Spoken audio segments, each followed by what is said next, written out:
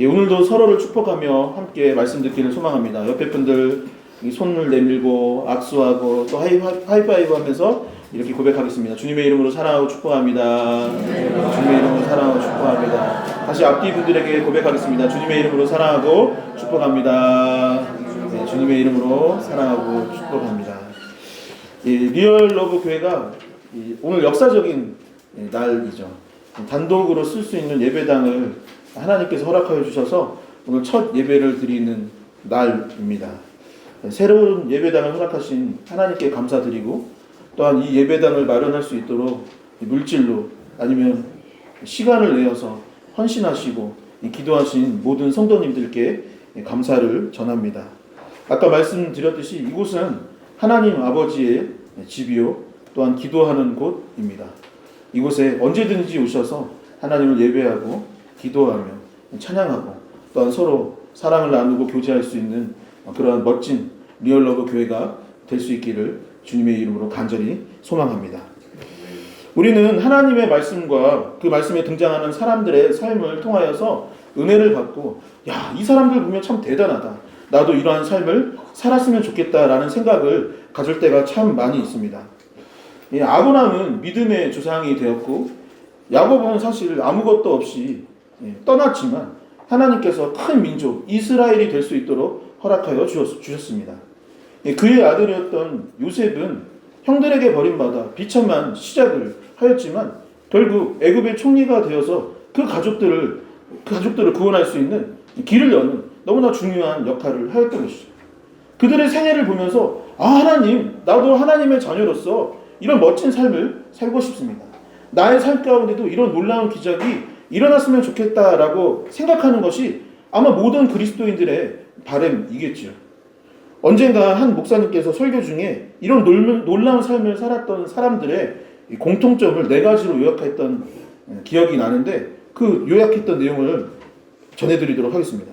첫 번째 무엇이냐면, 그들은 원래 대단한 사람들이 아니었다라는 사실입니다.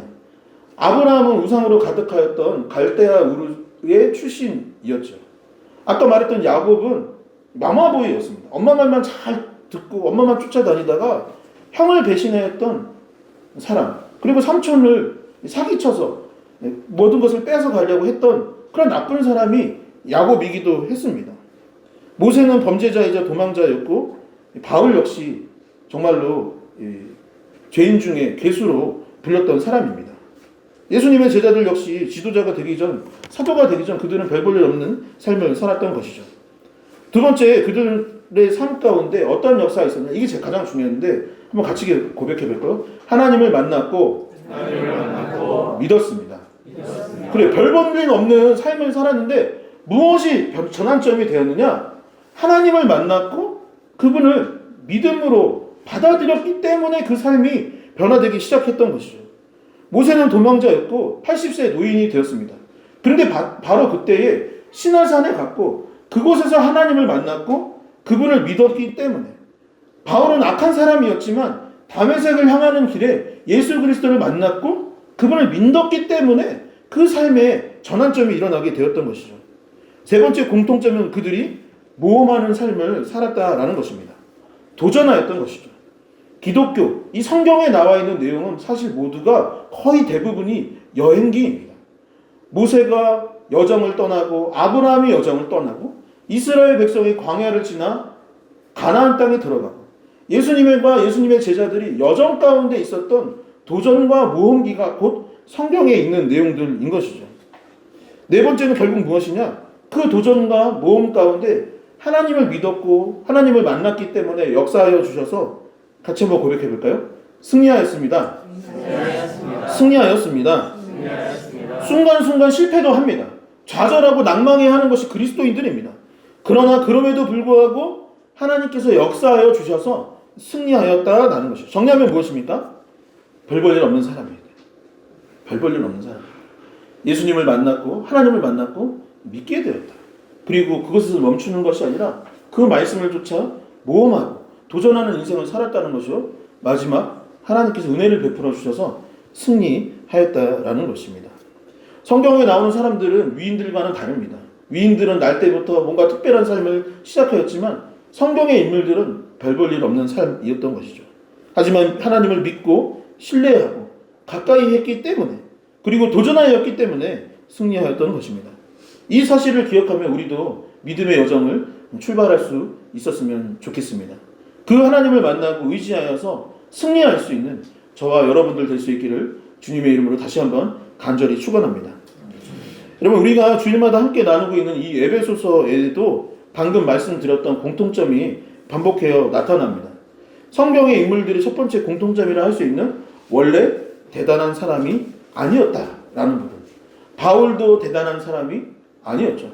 세상적으로는 성공한 사람이었을지 모르지만 영적으로는 별 볼 일 없는 대단하지 못한 사람이었습니다.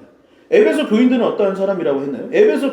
에베소라는 지역은 마귀의 도시, 우상으로 가득 찬 동네였고 그곳에서 삶을 살아간다라는 건 역시 영적으로 별 볼 일 없는 사람이었다라는 것입니다. 그러나 바울은 예수님을 만났고 믿음을 갖게 되니 삶이 변하기 시작했던 거예요. 삶의 참된 의미를 발견하였고 그 복음을 에베소 교인들에게 전하였고 에베소 교인들도 이제 변화되기 시작을 했던 것입니다.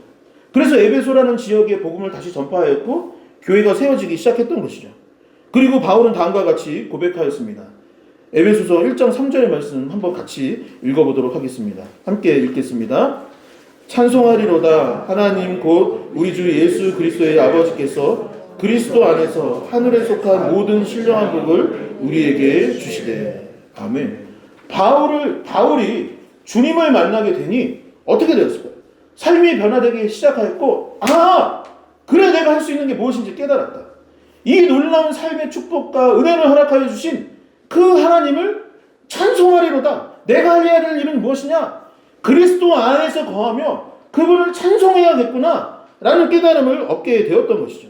그래서 지난 에베소서 설교에서 무엇을 강조하느냐? 우리가 주님 안에 거하며 무엇을 해야 된다? 찬송해야 된다. 찬양팀 중요해요, 안 중요해요? 너무 중요해요. 김현일 목사님 중요해요, 안 중요해요? 너무 중요해요. 여러분들 찬양할 때 중요해요, 안 중요해요? 너무 중요해요. 찬송하리로다. 그것을 강조했던 것입니다. 그리고 나서 그 다음 본문의 내용이 무엇이냐면 하늘에 속한 모든 신령한 복을 우리에게 주시되. 그래서 오늘 우리가 함께 나눌 것은 무엇이냐? 하늘에 속한 신령한 복을 하나님께서 주셨는데 그 놀랍고 은혜로운 그 신령한 복이 무엇인가? 내가 예수 그리스도를 만남으로 말미암아 받게 된 복이 어떤 것인지를 알고 살아야 함을 오늘 함께 나누고자 합니다. 자, 그렇다면 하늘에 속한 신령한 복은 무엇일까요? 우리에게 하나님께서 주신 복은 무엇입니까? 하나님을 찬양하고 그리스도 안에 거할 때 우리에게 하나님께서 주시는 복이라는 것은 도대체 무엇인가? 새로운 예배당에서 드리는 이 첫 번째 예배 가운데 하나님께서 우리에게 주신 복이 무엇인가? 그것을 깨닫고 그 복을 간직하며 그것을 사용하며 살아갈 수 있는 이 시간이 될 수 있기를 바랍니다. 첫 번째 신령한 복은 무엇이냐? 우리가 선택받은 사람이라는 이 사실 자체가 축복이라고 성경은 말하고 있습니다. 또 함께 고백해 볼게요. 선택받은 사람. 나는 한번 마음에 손을 올려주세요. 나는 선택받은 사람입니다. 나는 선택받은 사람입니다. 그래요. 나는 선택받은 사람이고 우리는 모두 하나님께 선택받은 사람.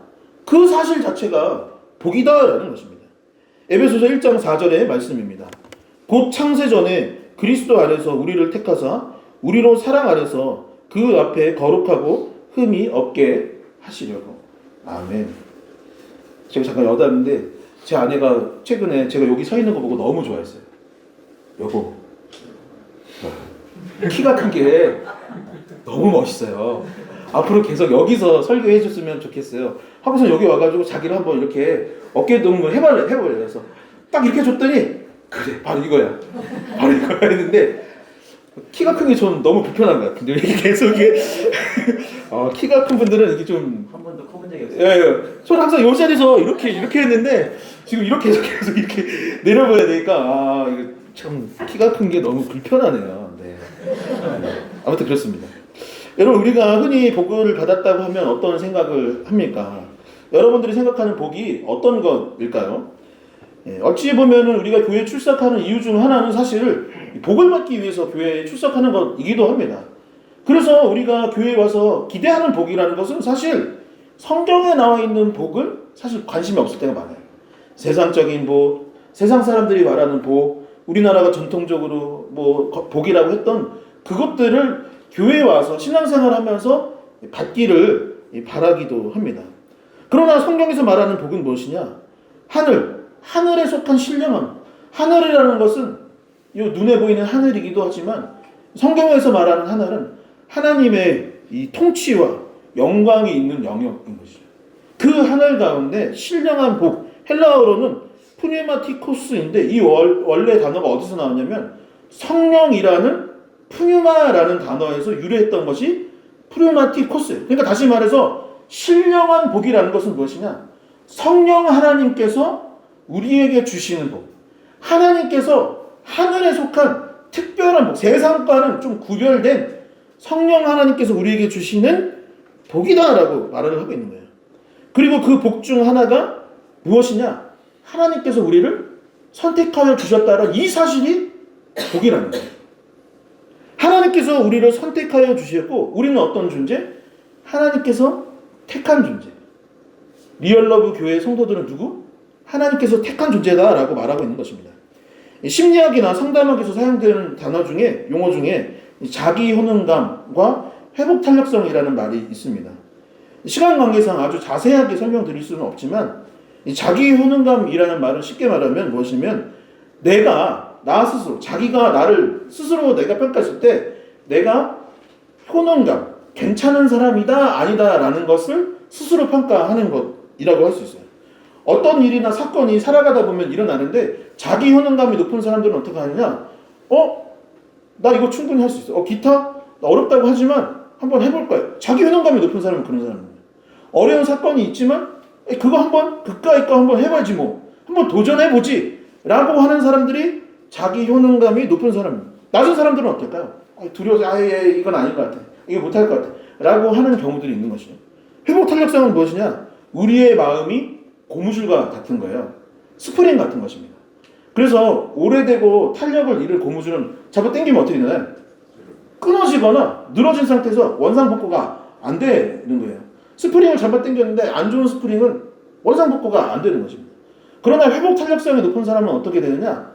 이렇게 아이고 힘들다 하다가도 금세 회복되는 상태.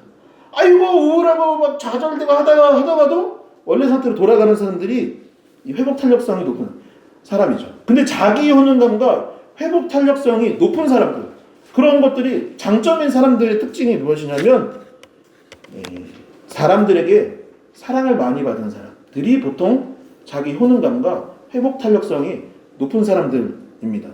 그래서 자녀들을 키울 때 뭐라고 하나요? 칭찬 많이 해야 될까요? 조금 해야 될까요? 칭찬 많이 하라는 이유 중에 하나가 바로 그것입니다. 이 아이가 그것을 잘했기 때문에 잘하는 건. 그러니까 객관적인 사실은 사실 필요한 게 아니에요. 이 사람이 객관적으로 봤을 때 뭐 어떤 존재다라는 것은 어린 시절에는 사실 그리 필요한 것이 아닙니다. 어린 시절에는 못하지만 너 참 잘하는 거야. 너는 가능성이 있어. 너는 참 소중한 존재야. 라는 이야기를 들려줘야 하는 이유가 바로 이런 부분 때문인 것이죠. 그러니 여러분 어떻게 해야 될까요? 교회 인테리어 참 좋다 라고 해야 되는 거예요. 맞나요?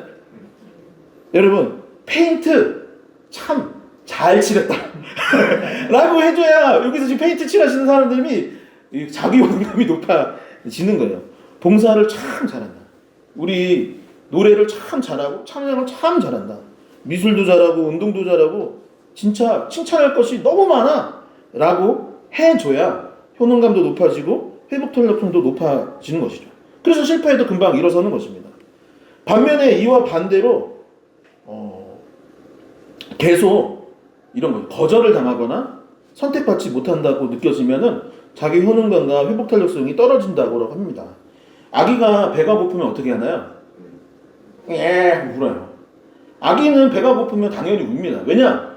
말을 잘 하지 못하기 때문인 것이죠. 어린아이들이 짜증을 내는 거예요. 근데 짜증내는 이유는 무엇이냐? 사실은 표현을 잘 못하고 아이들도 잘하고 싶은데 잘 되지 않기 때문인 거예요. 그런데 만약에 부모나 주변의 선생님들이 이 아이를 우는데 방치하면 어떻게 될까요? 응? 더 울죠. 더 울었는데 짜증이 나는 거예요. 그래서 또 방치했으면 어떻게 될까요? 아이가 울음을 멈춥니다. 그런데 그런 상태로 계속 자라나면 어떻게 되느냐면 울어봐야 소용없는데 뭐하러 할까? 내가 부모한테 이런 얘기를 요청을 했는데 반응이 없는데 무엇하러 그것을 할까? 라는 마음이 점점 자라난다고 하는 것이죠. 그래서 결국에는 나중에는 자존감도 떨어지고 힘과 열정을 점점 잃어가게 된다라고 합니다. 이 구약 성경에서 이스라엘 백성은 어떤 사람들이냐? 하나님께 선택받은 민족입니다.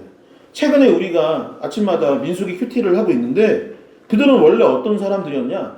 애굽의 노예였던 사람들이었던 거예요. 노예는 어떤 사람이냐? 버림받은 존재, 사람 취급도 못 받던 존재, 별 볼 일 없는 사람이었습니다.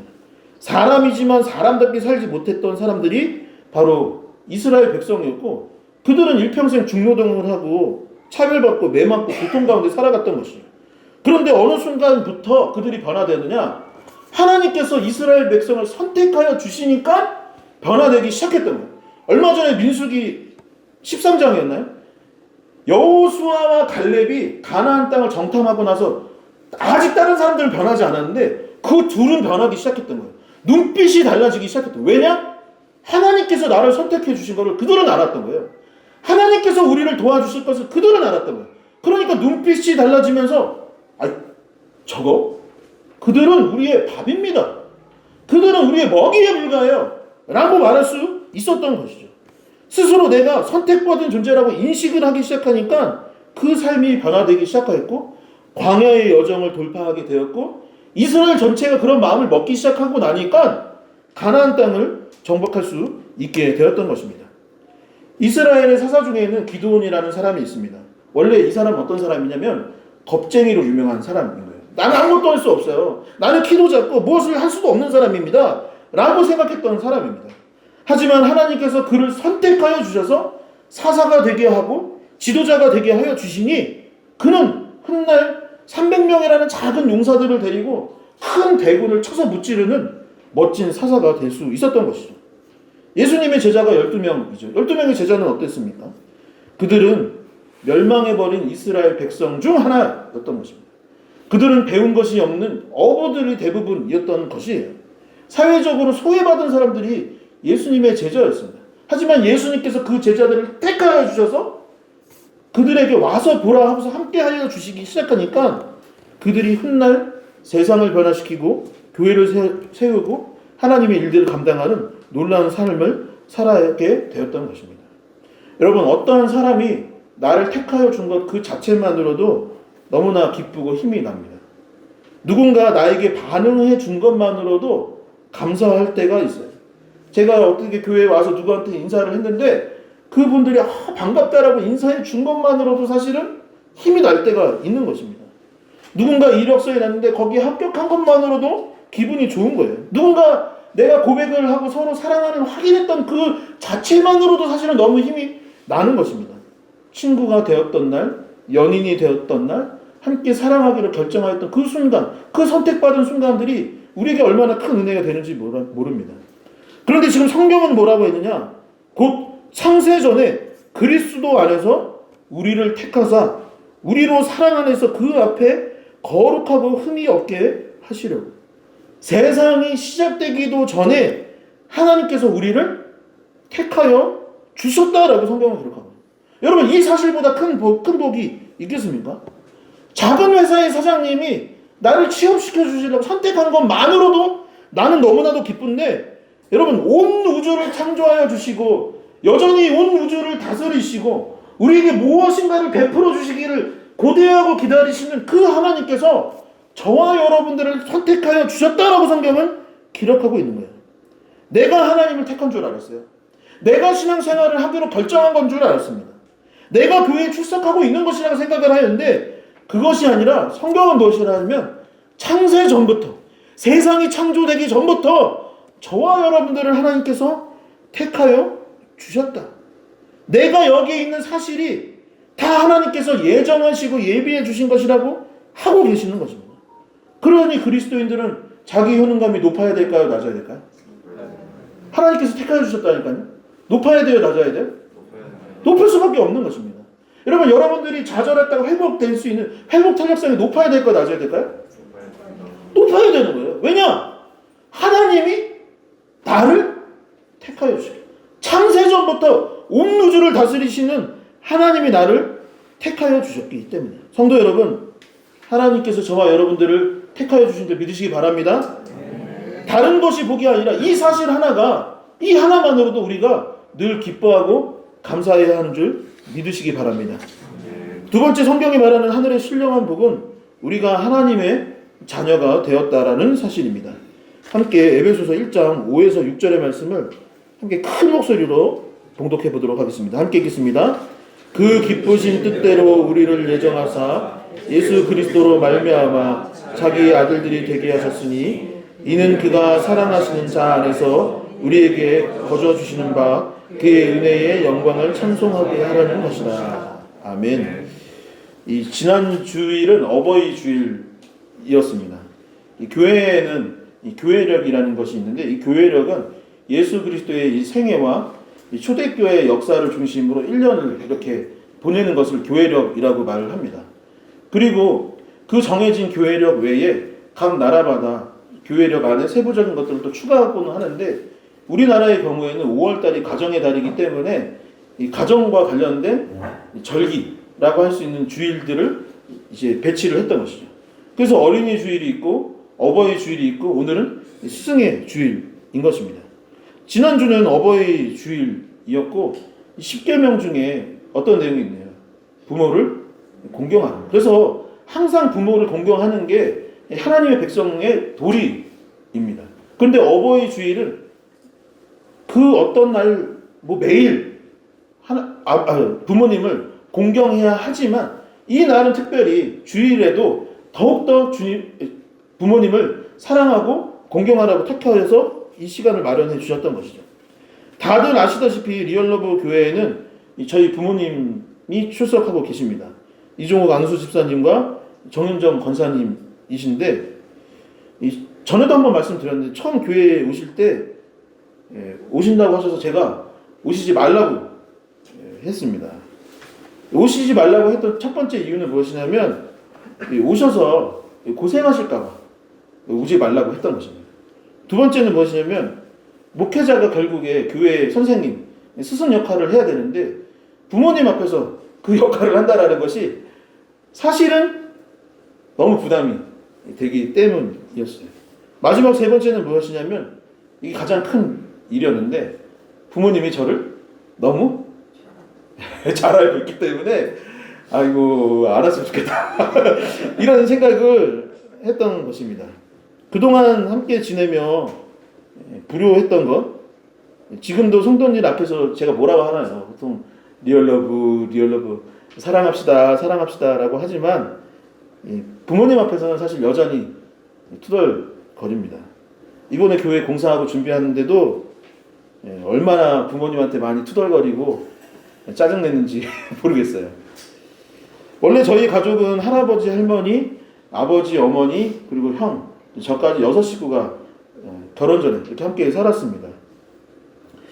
요즘 이 목회하시는 목사님들이 명예욕이나 무욕으로 인해서 무너지고 망가지는 것들을 많이 보는데, 사실 저는 그런 것에 별 관심이 없습니다. 스스로 그런 거에 대해서 욕심이 없어요. 왜 그런 것들에 관련되어서 목회자들이 잘못을 저지르는지 사실 저는 잘 이해가 가지 않습니다. 목회자들이 왜 유명해지고 싶은 건가요? 목사님들이 왜 부자가 되고 싶은 건가요? 저는 잘 이해가 가지 않습니다. 그렇게 그게 좋았으면 애초에 여기에 오지 말고 왜 여기 와서 물을 흘리고 있는지 저는 좀 도통 이해가 안 됩니다. 그러나 그분들을 욕하기 이전에, 그분들의 잘못을 지적하기 이전에 사실은 저는 제가 가족들에게 했던 지난 날과 지금도 불효하고 사랑하지 못하는 저를 보면 사실 그분들의 죄와는 비교할 수 없을 만큼 많은 죄를 저지르고 살았고, 지금도 만약에 예수 그리스도가 계시지 않았다면 지금 당장 불구덩이에 집어넣거나 수월에 던져진다 하더라도 할 말이 없는 사람이 사실 저이기도 합니다. 신학적으로나 신앙적으로는 틀린 말이기는 한데, 제가 목회를 하는 이유는 당연히 하나님을 사랑해서요, 또한 하나님께서 이 목회자의 사명을 주셨기 때문입니다. 그러나 더불어서 이게 신앙적으로 맞는 얘기는 아닙니다. 신학적으로 옳은 얘기는 아닙니다. 그러나 제가 목회자를 하는 이유 중에 또 한 가지는 무엇이냐면, 지난날 가족들과 특별히 조부모님과 부모님께 여전히 불효하는 것에 대한 사죄의 의미도 더불어 포함되어 있습니다. 저는 솔직히 왜 저희 부모님이 리얼러브 교회에 오시는지 도무지 모르겠습니다.